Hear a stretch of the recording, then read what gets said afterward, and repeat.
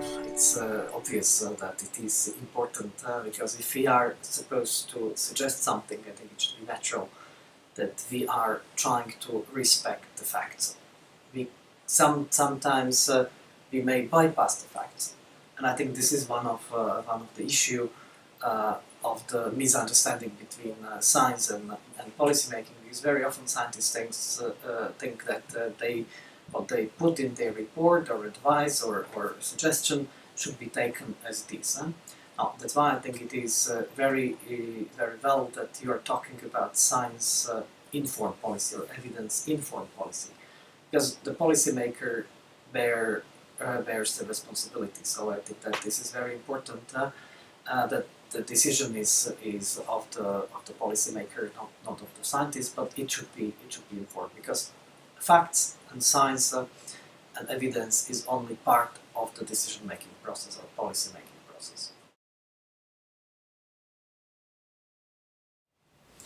Well, I think there are misconceptions on both sides. I think they are stemming probably most importantly from the life cycle of policy making and life cycle of the science.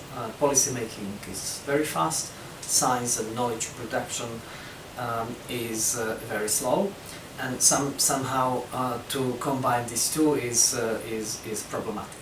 And then there is one misconception which is on the side of science, and it is that scientists very often think that they are discovering the truth, which is not a reality.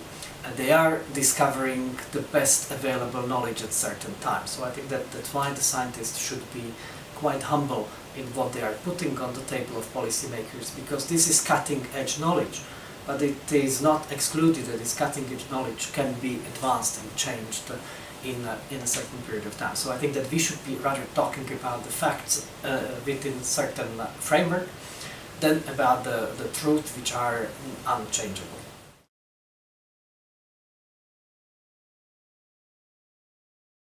We need to understand something which is called behavioral sciences, behaviors, cognitive processes, to understand what actually we can achieve with passing on to people the facts. I think that this is very important. How it is done, when it is done, and what we do with it. And I think that if we understand, if we have a little bit more knowledge about these processes, I think that we will be much more successful in putting the evidence and make it available, but at the same time to have the evidence absorbed and accepted.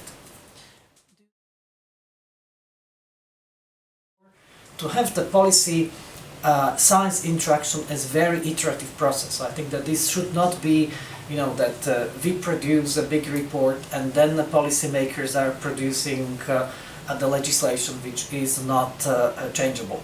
So I think that what we need to do, we have to be very vigilant.